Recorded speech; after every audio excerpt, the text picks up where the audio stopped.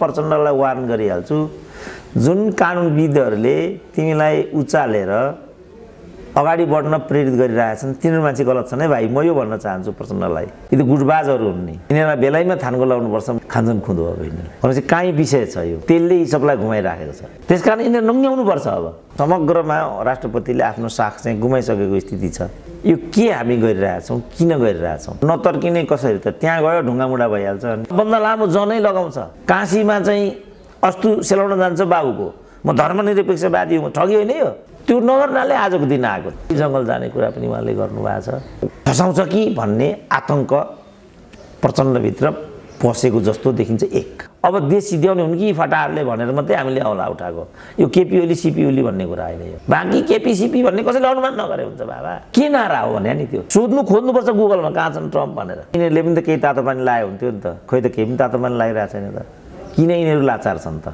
विषय सजिलोतिर छैन नि त त्यो विभाजनतिर नै गइराखेको छ त्यो चाहिँ के हो त त्यसो भने अब आत्मसात गर्नुपर्छ legitimacy of the election now is collapsed त अहिले त पोलिटिकल्ली नहोला भन्नु पनि छैन तपाईँ त भरपर्दो मान्छे होइन त शेरबहादुरले पनि भनेकै होला अनि कहाँ मुख देखाउन सक्ने स्थिति छ त प्रचण्डको जे पनि गर्ने नाममा देशै त सिध्याउने होइनन् ट्याङ्की फुटाएर चुनाव जित्ने हो भने फुटाएर अब मैले के भन्न सक्छु यसमा अहिले सबभन्दा चुनाव त काङ्ग्रेसलाई चाहिएको छ नि त्यो पक्का कुरा हो नि निर्वाचन नचाहिएको भनेको माधव र प्रचण्डलाई मात्रै हो जेठो छोरो र कान्छा छोराको बिचमा के फरक छ केही पनि फरक छैन नि तर हाम्रो सामाजिक अभ्यास के छ भने कान्छो कान्छै हुन्छ म चाहिँ प्रतिक्रान्तिकारी यी चाहिँ क्रान्तिकारी हुन् भन्ने त्यो लालबु जक्कलाई लाग्छ भने उही भारी बोकेर जिन्दगी बिताउँछ चन्द्र पनि उस्तै पर्यो भने पार्टी फुटाउने पट्टि छन् भने त ओलीले त ठिक गराएर छन् त मेरो त बाबा क्लियर कट छ मेरो मैले किन कम्प्रोमाइज गर्ने पसलमा कति बेला को बिक्री हुने हो कतिमा बिक्री हुने केही पनि ठेगान छैन यिनीहरू फटाउन् घिउ बेचुवा र तरवार बेचुवाउन् अब यी दोकानेको पछाडि हामीले किन लाग्नु पर्यो यी त मुनाफाको लागि वस्तु बेच्ने तत्त्वहरू हुन् रेशमै चौधरीले चाहिँ किन जेल बस्नुपर्ने भन्छन् नि त मुखमा लड्डु पैसक्यो बोल्न अब मिलेन छ्याङ छ्याङ छ्याङ छ्याङ रात दिन अनि आफूले भने जस्तो भएन भने बहिष्कार गरेर हिँड्छ अनि ओलीले गर्नुपर्ने के त अहिले उसको स्वार्थ पुरा भएन भन्दैमा उनको साडीको कुरा उठाउन पाइन्छ कुहिएको अन्डा होसम्म पनि भनिएको छ केपी ओलीलाई त्यसलाई गाड्नै पर्छसम्म पनि भन्नुभएको छ कम्फर्टेबल गभर्मेन्टको कुरा गरे अर्का गुरिल्ला नेताले चाहिँ त्यसको के आशय हो त्यो भनेको के हो डाक्टर साहब स्वागत छ ल हस् धन्यवाद एमालेकै ठाउँमा माओवादीकै ठाउँमा रहने फैसला पछि पनि समाधान भएन यो झन् गतिरोध किन बढिरहेछ भन्ने एउटा अहिले देखिएको चित्र बारे तपाईँ के भन्नुहुन्छ होइन अब यो त नेकपा विभाजित भयो नेकपाभित्र पनि गुट उपगुटको स्थिति थियो नि त वामदेवको गुट पनि अलग छ नारायण गाजीको गुट अलग छ बादलको गुट अलग छ प्रचण्डको गुट अलग छ केपीको गुट अलग छ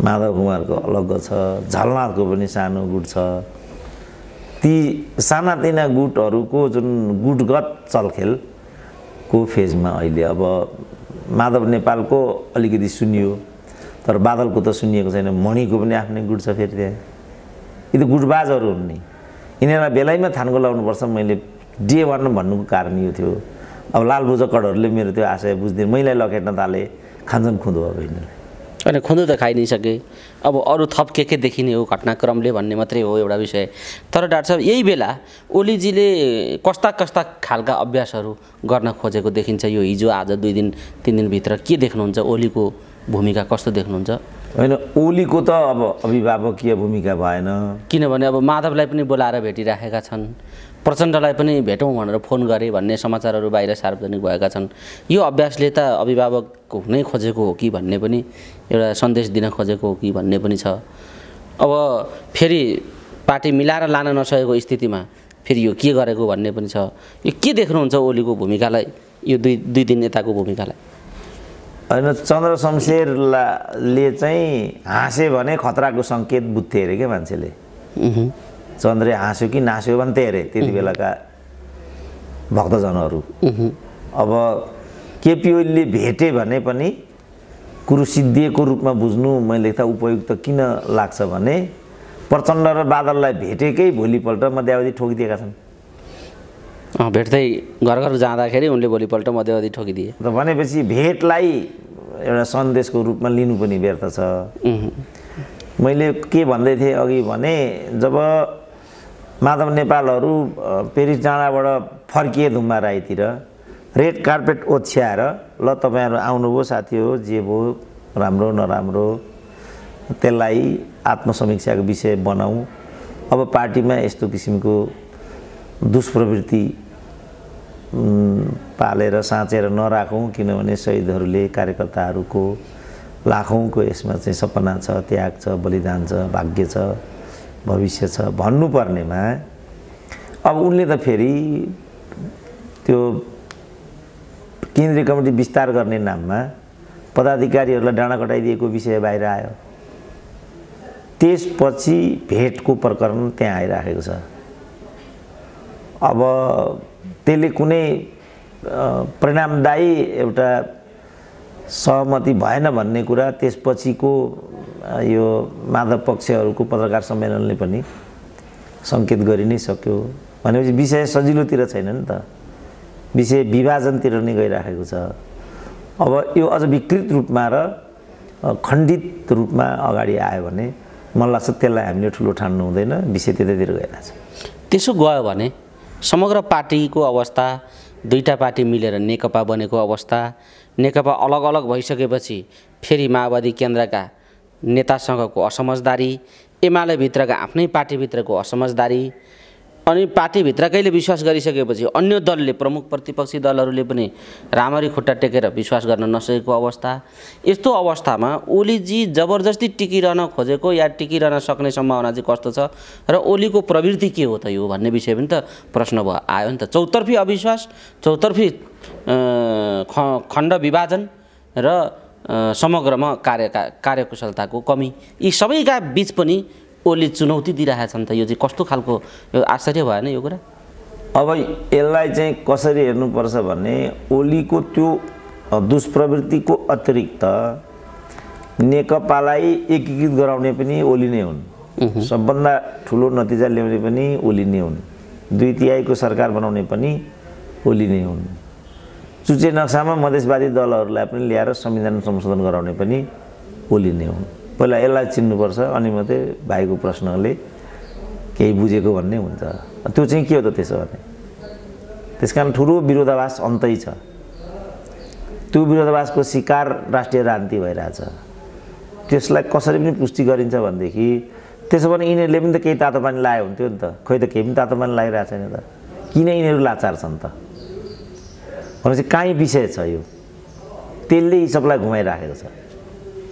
त्यसलाई हामीले चाहिँ घिसारेर ल्याउनुपर्छ केन्द्र भागमा, अनि बोक्सी बकाएछ त्यसलाई बकाउनुपर्छ, एउटा झाँक्री खडा गर्नुपर्छ, सिस्नो पानी र गजाले ठोकेपछि मात्रै अनि त्यो बोक्सी त्यहाँ चाहिँ बक्न थाल्छ, अथवा त्यही धामी चाहिँ पतुर्न थाल्छ।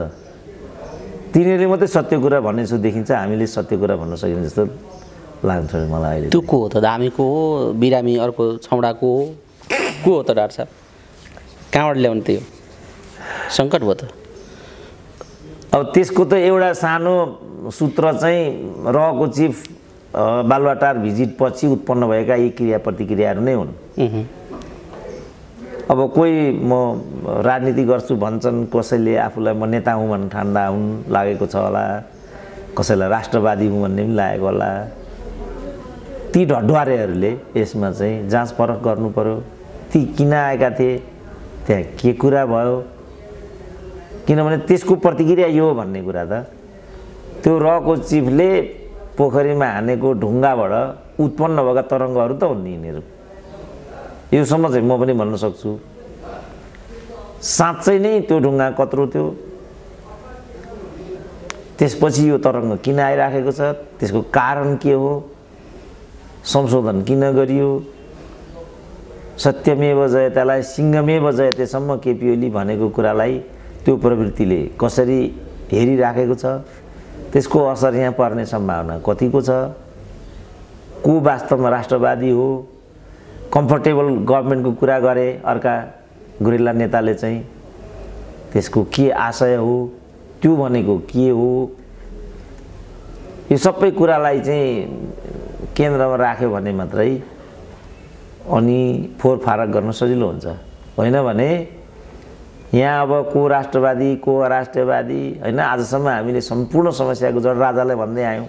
फर्केर हेर्दा राजाले मात्रै तात्विक रूपमा नेपाल र नेपालीको लागि केही गरेको, बाँकी सब गफ भन्ने कुरा त अब व्यवहारमा त त्यही छ नि त, ऋण बढेको बढै छ। तर त्यसो भन्दिँदा अब सुरेन्द्र केसी राजावादी भयो भनेर अर्को धन्दा सुरु गरिदिन सक्छन् फेरि। त्यसो भने जिन्दगीभरि बारी बोकेर बस्छन् यिनीहरू। मैले के यसमा के भन्न सक्छु र? अब चाहिँ केपी ओलीको 3 वर्षमा मात्रै 5 खरबको विदेशी ऋण चाहिँ नेपालीको टाउकामा आइपुगेछ। 5 खरब त 3 वर्षमा मात्रै। अब यो केले लाग्यो त ऋण भन्दा उहाँ मुख्यमन्त्री 3 करोडको गाडी चढ्छ, मन्त्रीको पाहुना बोक्ने अलग्गै गाडी छ, भेडा बाख्रालाई घाँस बोक्ने अर्को गाडी छ, प्रदेश नम्बर 2 को मुख्यमन्त्री एउटा मोबाइल मात्रै 2 लाखको बोक्छ। यी चाहिँ क्रान्तिकारी हुन् भने अब म के भन्न सक्छु? म चाहिँ प्रतिक्रान्तिकारी, यी चाहिँ क्रान्तिकारी हुन् भन्ने त्यो लालबु जक्कलाई लाग्छ भने उही भारी बोकेर जिन्दगी बिताउँछ। म के गर्न सक्छु? कसैलाई दासत्वै भन्छ भने म के गर्न सक्छु? समग्रमा अहिलेको यो सङ्कटले निकास नपाएको र नेताहरू, राजनीतिक पार्टीका शीर्ष नेतृत्वहरू यति छाडा भएकै भन्दा ठिकै हुन्छ होला, यति छाडा भएको त्यही दास प्रवृत्तिले हो भन्ने कुरा त आम रूपमा छर्लङ्गै भइसकेको छ।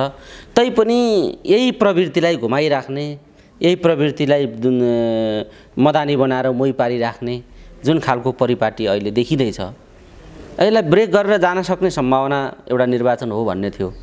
त्यो त च्याप्टर अहिले बन्दै भएको छ।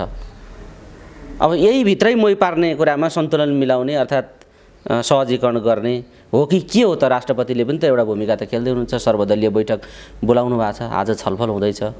के हो यो सर्वदलीय बैठक राष्ट्रपतिले डाक्नुका पछाडि यो के आशय हो? अब कसका लागि के सन्तुलन मिलाइदिने हो कि के प्रयत्न हो त्यो? तपाईँले त्यसलाई कसरी हेर्नुहुन्छ?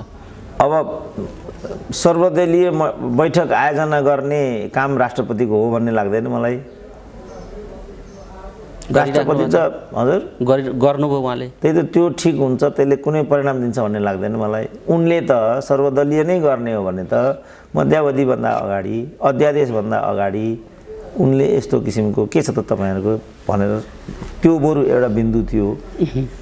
अब अहिले आएर राष्ट्रपतिले, किनभने समग्रमा राष्ट्रपतिले आफ्नो साख चाहिँ गुमाइसकेको स्थिति छ।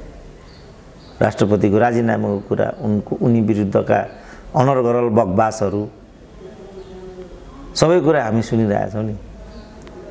विद्या तेरो सिन्दुर खोइ, केपी ओली तेरो पोइ भनेपछि त यो त राष्ट्रपतिमाथि लाग्ने निकृष्ट आरोप हो नि त।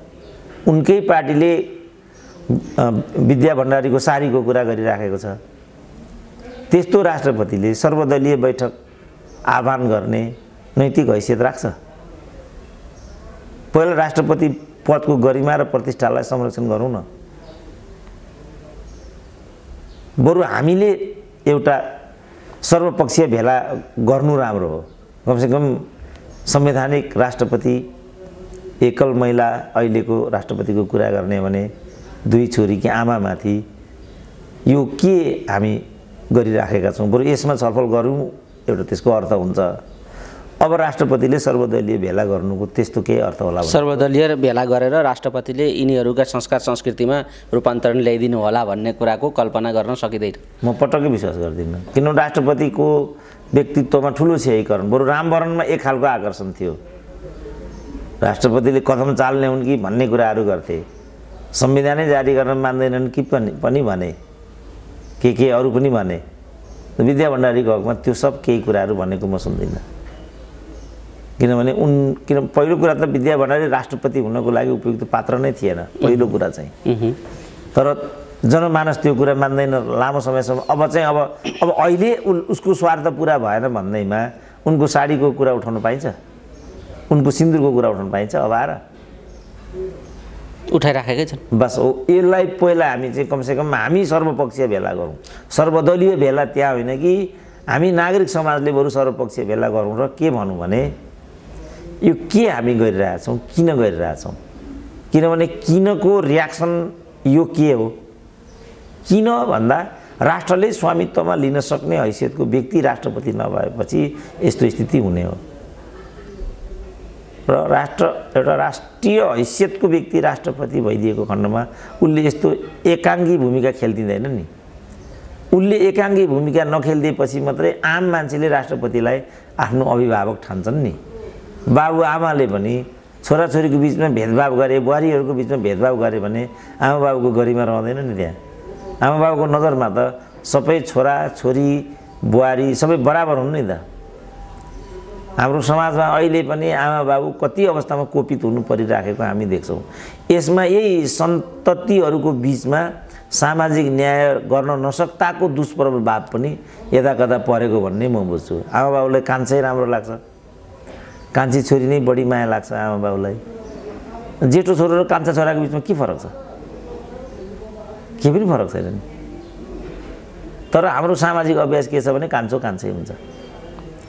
त्यही कान्छाले लास्टमा दपेटा दिन्छ आमाबाबुलाई र कान्छाको दुर्व्यवहार खप्न नसकेर आमाबाबु 5 वर्ष अगाडि संसार छोडेर जान्छन्। यही हो नि सत्य त।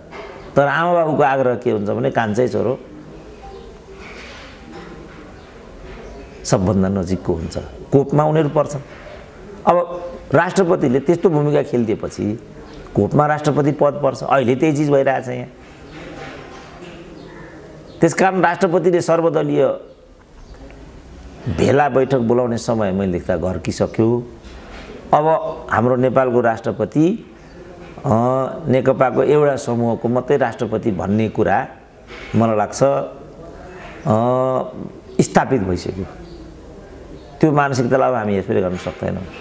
राष्ट्रपति पदको गरिमालाई जोगाउने हो भने विद्या भण्डारीले यो पदबाट छुट्टी लिनु त्यो पदको गरिमाको लागि सबभन्दा राम्रो हुन्छ।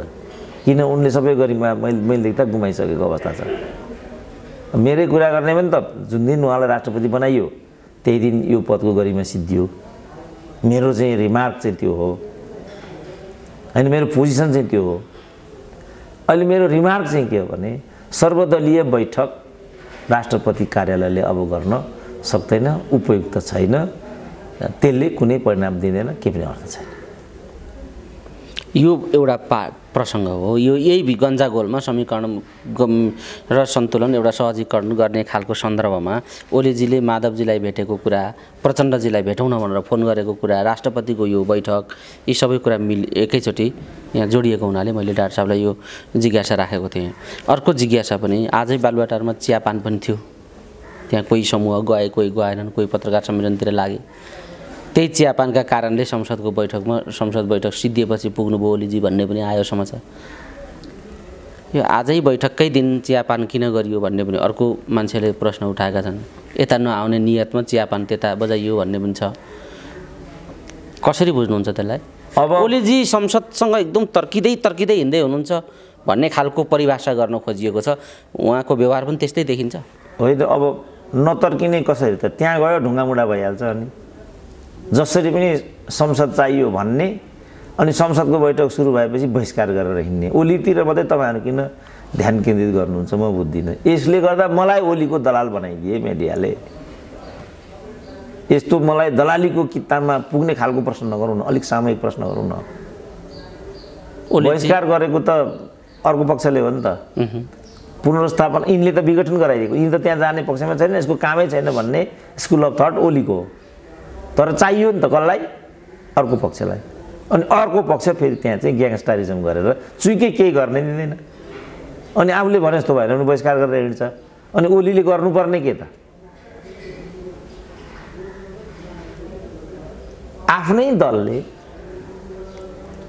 एउटा काम गर्ने वातावरणलाई उल्लेखनीय मात्रामा व्यवधान हाल्छ भने अब ओली लेभलको एउटा एभरेज नेता न हो केपी ओली भनेको त एभरेज नेता मध्येको एउटा कमसल नेता भनेर म बुझ्छु। त्यस्तो नेताले त गर्ने नै यही हो नि। जस्तो अध्यादेशको प्रकरण छ, त्यो अध्यादेश चाहिँ हिजो उपेन्द्रलाई लक्ष्य गरेर ल्याइएको थियो। अब अहिले के देखिँदैछ भने यो अध्यादेश प्रचण्डका लागि पनि ठिक छ, केपी ओलीको माधव नेपालका लागि पनि ठिक छ, बादलको लागि पनि ठिक छ। अहिले त्यो देखिँदैछ यहाँ।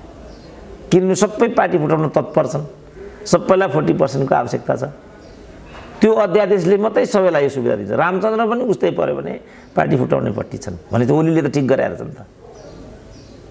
सबैलाई फुटै चाहिएको, सबैलाई फुटै चाहिएको यही सत्य हो नि त। त्यही निर्वाचन मात्रै नचाहिएको हो अरूलाई? होइन, निर्वाचन पनि चुनावी सरकार आफू हुने हो भने चाहिँ निर्वाचन पनि फेरि छ। अहिले सबभन्दा चुनाव त काङ्ग्रेसलाई चाहिएको छ नि, त्यो पक्का कुरा हो नि। अहिले निर्वाचन नचाहिएको भनेको माधव र प्रचण्डलाई मात्रै हो। तर काङ्ग्रेस पनि त फेरि यो सरकारमा जाने भनेर खुट्टा उचालिरहेछ। समीकरण अब मधेस जसपा माओवादी केन्द्र र काङ्ग्रेस मिलेर सरकारमा जाने भनेर त काङ्ग्रेस त दौरा सुरुवाल सिलाइसके शेरबहादुरले भनेर गगन थापाहरू भनिराखेका छन्। होइन, त्यस्तो हुन्थ्यो भनेदेखि अहिलेसम्म निर्णय भइसक्यो थियो नि त। यो निर्णयमा भनेपछि के काङ्ग्रेसलाई पनि फेरि काङ्ग्रेसको के आकाङ्क्षा हो त? यो काङ्ग्रेसको के आकाङ्क्षा हो भनेदेखि कुनै पनि किसिमको सरकार बन्दाखेरि त्यसको प्रधानमन्त्री शेरबहादुर हुन पाउने हो भनेदेखि पहिलो प्राथमिकता उसको त्यहाँ हो। त्यो हुँदैन भने चुनाव हो उसको। कुनै अर्को प्रधानमन्त्री भएर अनि चुनावमा जाने हो भने चाहिँ त्यो हुँदैन। आफू प्रधानमन्त्री भएर हुने हो भनेदेखि मात्रै चुनाव रोक्न सक्ने, उसको त्यो खेल छ उसको। अब जस्तो अहिले यति गर्दाखेरि मैले देख्दाखेरि प्रधानमन्त्री हुने पालो महन्त ठाकुरको हो। मेरो चाहिँ प्रस्ताव के छ भने यो खेलखाल झेलझाल होइन, दुई तिनवटा सिनारियोहरू अहिले प्रयुक्त देखिन्छन्। सिनारियो नम्बर 1 चाहिँ महन्त ठाकुरको प्रधानमन्त्रीत्वमा मधेसी जनजाति दलित महिलाहरूको मात्रै क्या सरकार बनाइदिने। सम्पूर्ण पार्टीबाट किन ठुलो गुनासो भयो, छेत्री बाहुनले खायो, पहाडेले खायो, पुरुषले खायो, ख्याङ ख्याङ ख्याङ ख्याङ रात दिन। म पनि त पुरुष हुँ, म पनि पहाडे हुँ, मैले के पाएको छु त्यसबाट? तर बाहुनवाद भनेको छ। बिचरा आतेपाते गर्ने बाहुन पनि बाहुनै हो, भारी बोक्ने बाहुन पनि बाहुनै हो। पुष्पकमल दाहाल र केपी शर्मा ओलीहरू पनि बाहुनै हुन्। अनेक बाहुन भने सुभाष नेम्बाङ पनि जनजाति नै हुन्। तल गाउँमा भारी बोक्दै गरेका साथीभाइ पनि जनजाति नै छन्। त जुन यो गुनासो भयो होइन, अब मलाई लाग्छ अहिलेको क्याबिनेटमा पनि सबभन्दा धेरै चाहिँ मधेसी नेताहरू मन्त्री होलान् अहिले नै पनि। बाबुरामको क्याबिनेटमा त 68% चाहिँ नेताहरू मधेसी थिए। फेरि पहाडले खाए भन्ने मात्रै कुरा छ।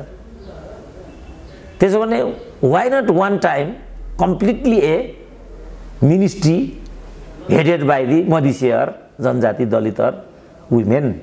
यिनीहरू त यहाँसम्म भन्छन् कि महिलाको नेतृत्व नभएको हुनाले कोभिडमा हामीले वाञ्छित परिणाम दिन सकेनौँ। त्यसो भने 5 जना महिला बनाइन्।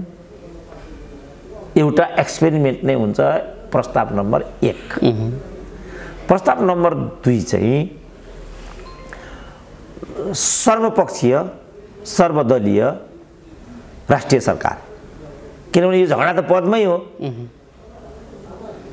प्रस्ताव नम्बर 2। प्रस्ताव नम्बर 3 प्रतिनिधि सभाको आम सहमतिबाट मध्यावधि चुनावी सरकार प्रधानमन्त्री सुरेन्द्र केसी। अर्को उपाय छैन। किनभने कसैलाई पत्याउँदैन, कसैले कसैलाई मान्दैन। धोका पनि दिइहाल्छ नि त, विश्वासघात गरिहाल्छ, मतपत्र च्यातिहाल्छ, ट्याङ्की फ्याँकिहाल्छ। समस्या छ नि त डाक्टर साहब। त्यही भएर तपाईँले गरेको जुन सोल्युसन हो नि, यता यो सोल्युसन सुन्ने पक्षमा पनि छैनन्। किनभने ट्याङ्की फ्याँकेरै अगाडि आउनु छ।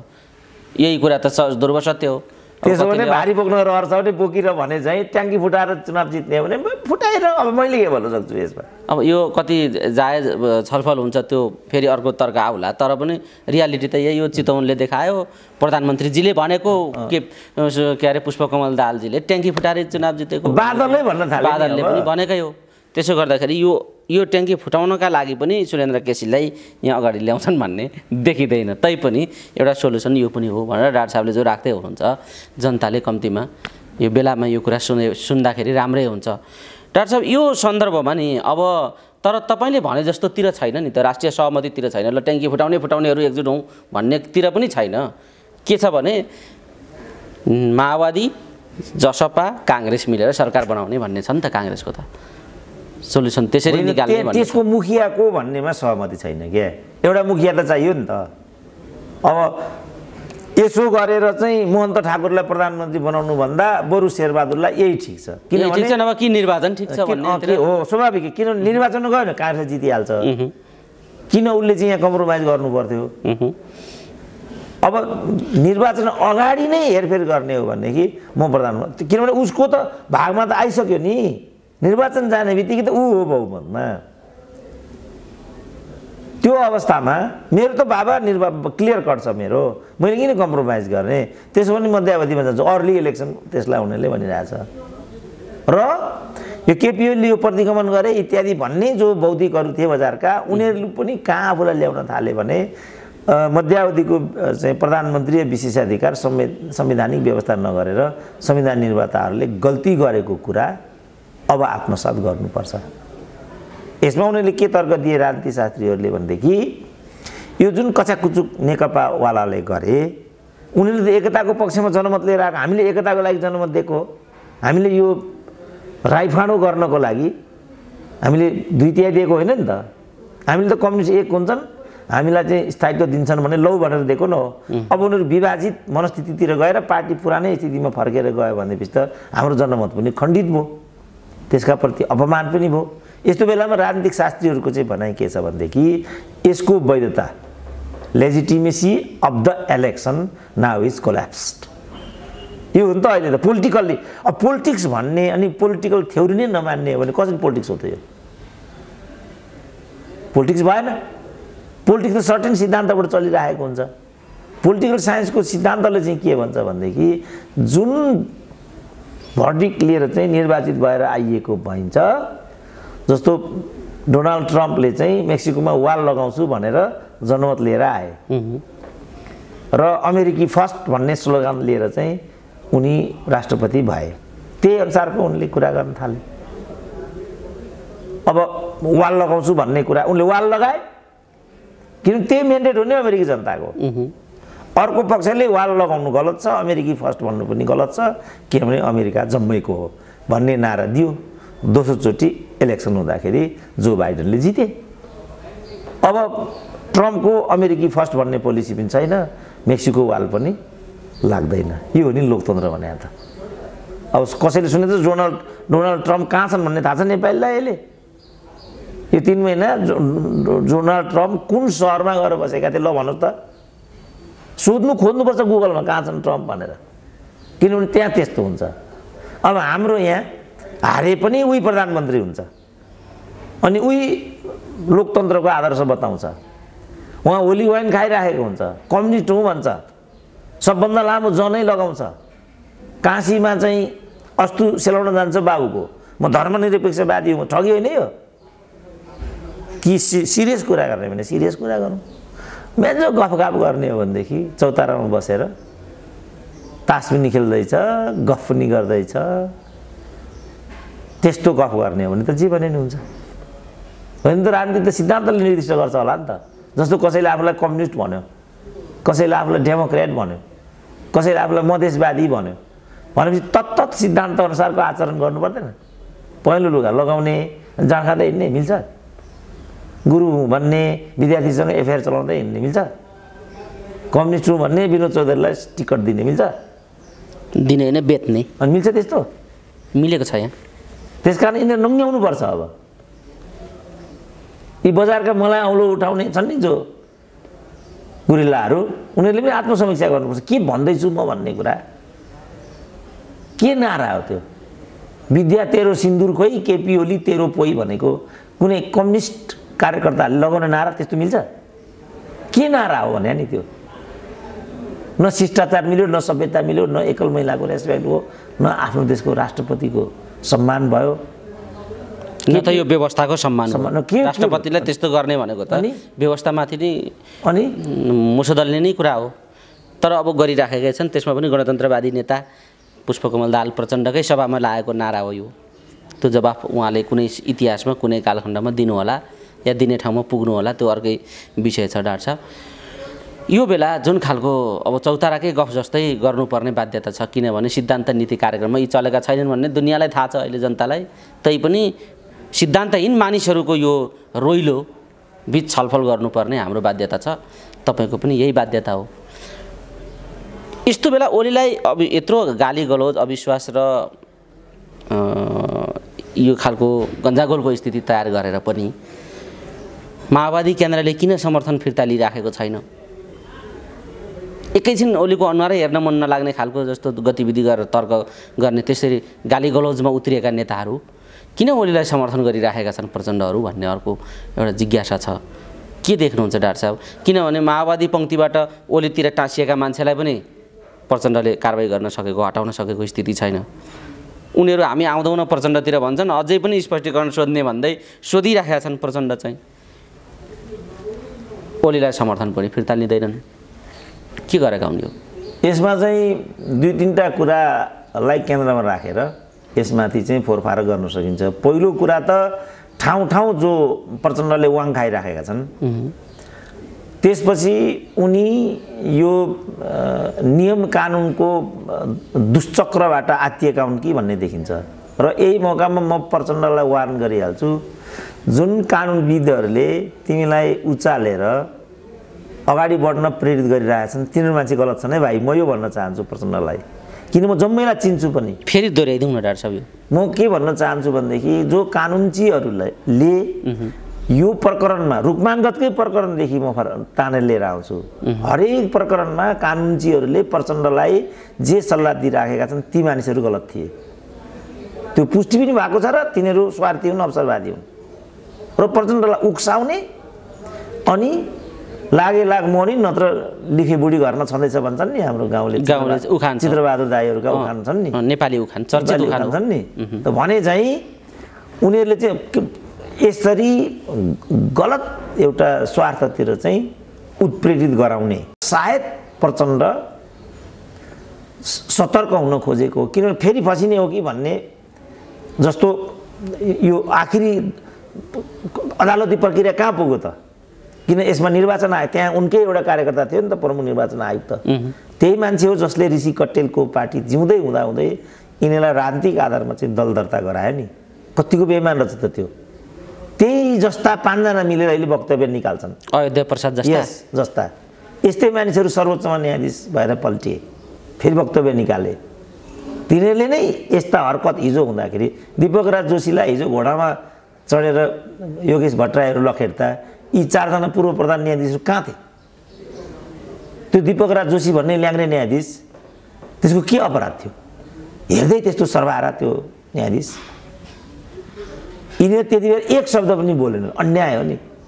ऊ पनि त बिचरा कत्रो मेहनत गरेर क्यारियर लिएर त्यहाँ पुगेको थियो नि, सर्टिफिकेटसम्म नक्कली हो भन्न भ्याए यिनीहरू। त यो पनि देखिराखेको छ प्रचण्डले। एउटा यो हुनसक्छ, मतलब कानुनी र वैधताको प्रश्नले फसाउँछ कि भन्ने आतङ्क प्रचण्डभित्र पसेको जस्तो देखिन्छ। 1 2 अब यो फिर्ता लिँदा कानुनी रूपमा के हुन्छ भन्ने, यही चिज वाट फिर्ता लिए, ल फिर्ता लिइहाल्यो, यसले तरङ्ग जुन पैदा गर्ने बेलामा हुनसक्छ बादलसँगै फेरि 40% छ कि त्यस्तो बेला आफू पो निकालामा परिने हो कि? यिनीहरूलाई लखेटौँ भन्दा आफू पो लखेटामा निकालामा परियो भनेदेखि त त्यसको सुनिश्चितता पनि, किनभने अब यिनीहरू सबै बिकाउ मालु नभया 1.5 करोडमा जम्मै अब अहिले राजनीतिक मन्डीमा छन् यिनीहरू, पसलमा कति बेला को बिक्री हुने हो, कतिमा बिक्री हुने केही पनि ठेगान छैन। यो खतराले पनि रोकिराखेको हुनसक्छ। 2 नम्बर 3 यो हाम्रो गोकुल बाँसकोटाको मित जो अहिले पर्यटन मन्त्री छन्, तिनले के भन्थे भनेदेखि केन्द्रको सरकार ढलेको 12 घण्टामा प्रदेश 6 र प्रदेश 7 का सरकारहरू पनि गर्ल्याम हुन्छन् भनेपछि त माओवादी त बुङ्गो हुने पनि अब त, यदि यो भयो भने त नहोला भन्नु पनि छैन। केन्द्रै ढलेपछि त्यो त हुने स्वाभाविकै भइगयो नि। त भनेपछि यो त प्रतिशोधको राजनीतिमा यस्तो त हुन सक्ने स्थिति ज्वलन्त छ डाक्टर साहब। त्यो त जे आइराखेको छ त्यो प्रतिशोधपूर्ण धम्कीकै भाषा आइराखेको भन्ने त क्लियरै भइसक्यो नि। त्यसपछि 76 को 1 2 3 4 5 6 कति हो यो, कति उपधाराको यो सरकार हो भन्ने पनि अहिले अनेक प्रश्नहरू छन्। त्यसकारण केपीले के भनिरहेको छ, त्यसो पनि सक्छौ भने मलाई हटाऊ, समीकरण बनाऊ, हटाऊ, निकालेर देखाऊ, जे गर्छौ गर, म प्रतिपक्षमा बस्नु पर्यो नि, मलाई केही आपत्ति छैन। त यी कारणहरू म अगाडि देख्छु जसले गर्दा प्रचण्डलाई निर्णय गर्न गाह्रो भइराखेको छ। आत्मघाती भयो भने भोलि अब त्यसै कारण सायद उनले एमालेको औपचारिक विभाजनलाई पनि पर्खेर बसेको हो कि अथवा जुन अर्को समीकरण बन्छ त्यो समीकरणको लागि मूलतोल पो भइराखेको छ कि किनभने सबभन्दा नराम्रो धोका उनले चाहिँ शेरबहादुरलाई दिएका छन् त्यो धोकाको कारणले बुढा नीलकण्ठको गएर घ्याक पसार्न पनि उनलाई सजिलो भइरहेको छैन तपाईँ त भरपर्दो मान्छे होइन त शेरबहादुरले पनि भनेकै होला अनि कहाँ मुख देखाउन सक्ने स्थिति छ त प्रचण्डको त्यसपछि उनलाई चाहिँ नयाँ अनुहार देखाउन गाह्रो भइराखेको होला त्यसकारण म फेरि प्रचण्डलाई के अनुरोध गर्छु भने तपाईँले समग्र जो राजनीतिक अभ्यास हो यो 5 वर्षको पुनर्समीक्षा गर्नुहोस् तपाईँले र मलाई लाग्छ उहाँले भन्नु म नेतृत्व हस्तान्तरण गर्दिनँ किनभने 72 वर्षमा माओ सेतुङले सांस्कृतिक क्रान्ति गरेको थियो जबरजस्ती म मेरो विचारमा उहाँले हस्तान्तरण गर्नु जरुरी छ त्यो होइन भने समीक्षा गर्नुपर्छ आत्मसमीक्षा किन उहाँले यो बाटो लिनुभयो किनभने सम्पूर्ण उहाँको कारणले यो भएको छ ओली जस्तो चाहिँ एउटा माओवादीलाई चाहिँ अत्यन्तै नकारात्मक दृष्टिकोणले हेर्ने व्यक्तिसँग उहाँले पार्टी एकता गर्नुभएको छ 2.5 वर्षको प्रधानमन्त्री थियो त्यसलाई उहाँले परित्याग गर्नुभएको छ र अनेक यस बीचमा जो यो वाक युद्ध भइराखेको छ त्यो वाक युद्ध एकदम तल्लो तहमा झरेर गर्ने गरिएको छ अब यो कुहिएको अन्डा होसम्म पनि भनिएको छ केपी ओलीलाई त्यसलाई गाड्नै पर्छसम्म पनि भन्नुभएको छ भित्ताइमा पुर्याइदिन्छु पनि भन्नुहुन्छ बेला त्यो पनि भन्नुभएको छ म गुरिल्लाको म कमान्डर हुँ पनि भन्नुभएको छ फेरि जङ्गल जान्छ पनि भन्नु फेरि जङ्गल जाने कुरा पनि उहाँले गर्नुभएको छ यसले उहाँमा चाहिँ संसदीय परिपक्वता आएको छैन भन्ने देखिन्छ उहाँ यो संसदीय भनेको कुटेर पिटेर ढङ साटेर जित्ने हो पनि उहाँले भन्नुभएको छ फेरि र उहाँ त्यसरी निर्वाचित भएर आएको कुरा पनि सत्य हो यो त चिक अब छिद्रले यो भन्न थालिसके बादलले समेत भनिसके कि ढङ नसाटिकन जितेर देखाउन चितवनबाट अनि कुरा गर भनेपछि त प्रश्न उठ्यो नि त दोस्रो संविधान सभामा त विजय गच्छेदार उपेन्द्र यादव र उहाँ तीनैजनालाई ढङ साटेरै जिताएको क्लियर कट कुरा छ रेणुलाई त जिताएकै हो जसले पनि भनिरहेको छ त्यो कुरा त उहाँहरू त नाङ्गो बादशाह हो अब त लुगा लाउनु पर्यो के प्रचण्डले अब आएर यो किन भयो त यसको उत्तर खोज्नु पर्यो यस्तो बेला प्रचण्डको पङ्क्ति या प्रचण्डलाई समर्थन गरिरहेका प्रचण्डको कार्यकर्ता पङ्क्तिमा उभिएका पार्टी पङ्क्तिमा उभिएका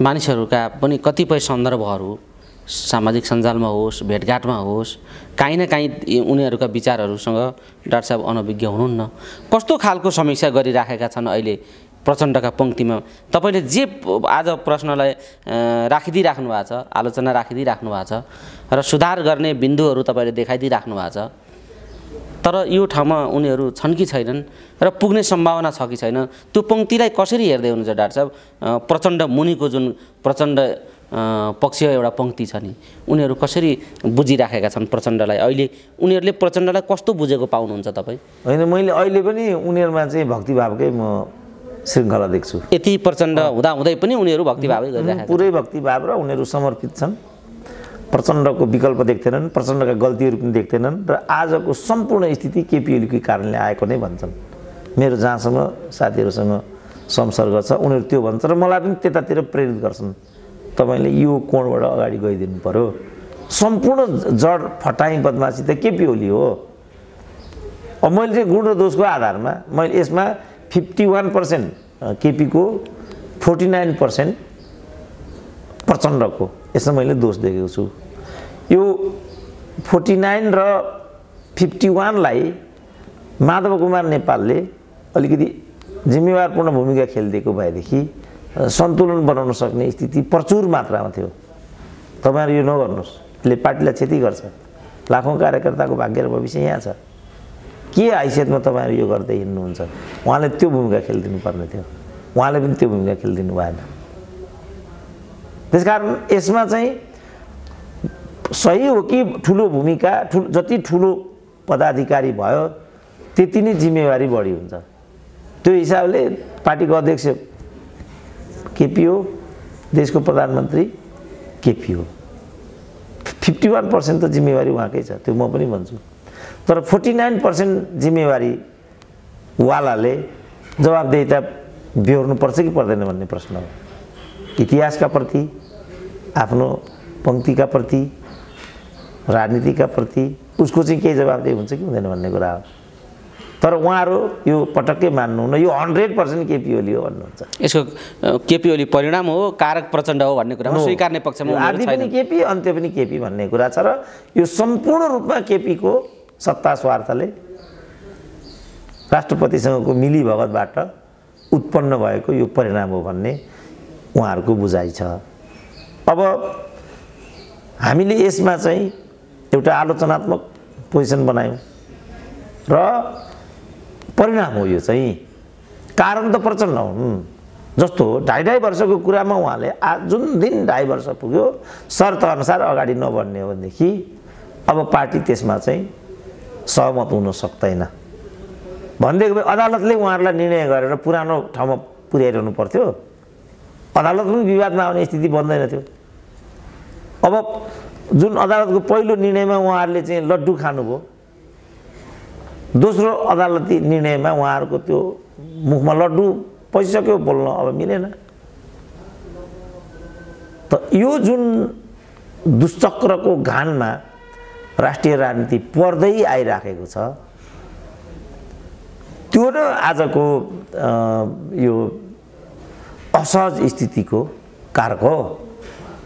त्यो उहाँहरू मान्नेपट्टि हुनुहुन्न। ठिक छ डाक्टर साहब, उहाँहरू मान्नुहुन्न, विरोध गर्नुहुन्छ, असन्तुलित विचार राख्नुहुन्छ या सही समीक्षा गर्नुहुन्छ, त्यो उहाँहरूको कुरा हो। किनभने यो समग्र आज जे परिस्थिति तयार भएको छ यसको कारक पनि उहाँहरू नै हो, समस्या पनि उहाँहरू नै हो र समाधान दिने दायित्व पनि उहाँहरूकै हो। नागरिकले गर्ने खबरदारी डाक्टर साहबले, मिडियाले सबैले गरिराखेकै देखिन्छ।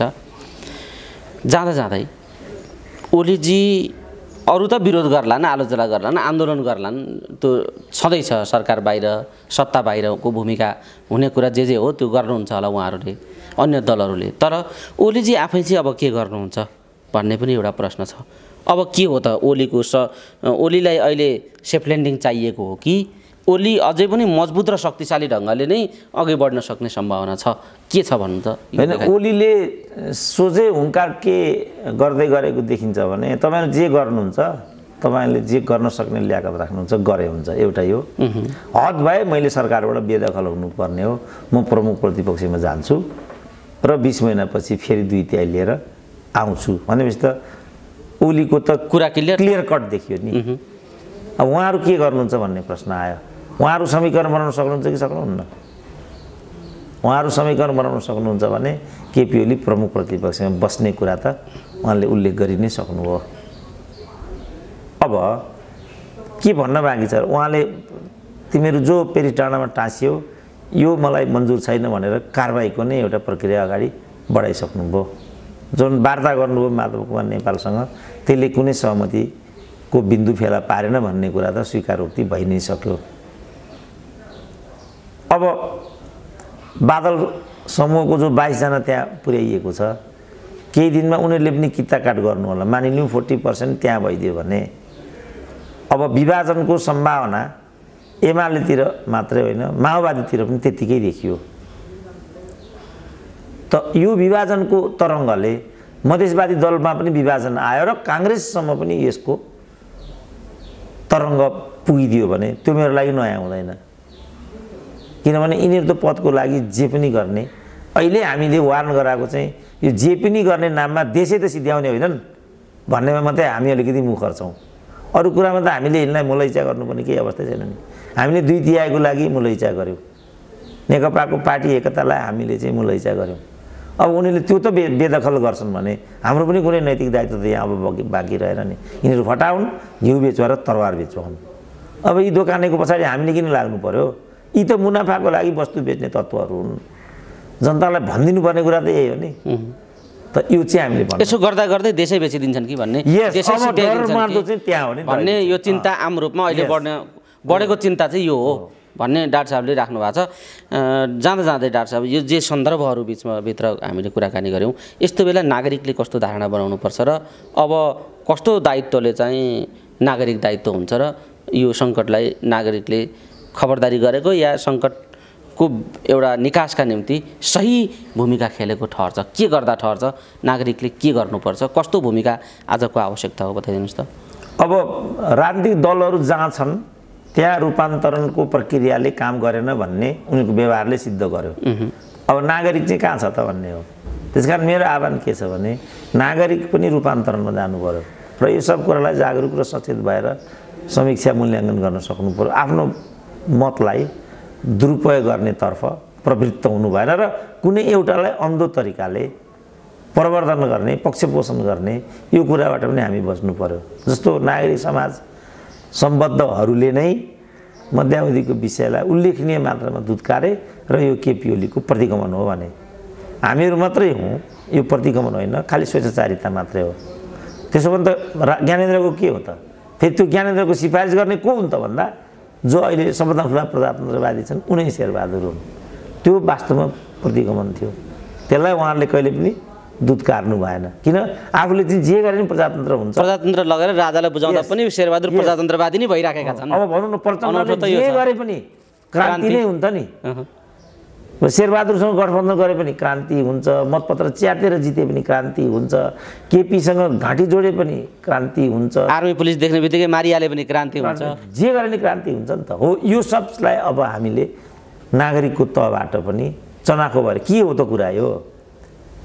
हिजो त जस्तो भनौँ न अब बसमै चाहिँ बम ब्लास्ट भयो, पब्लिक बसमा बम ब्लास्ट त कुनै पनि कस्टमा, त्यसो भने त सिरामा हिजो पड्कायो नि त गोइतले।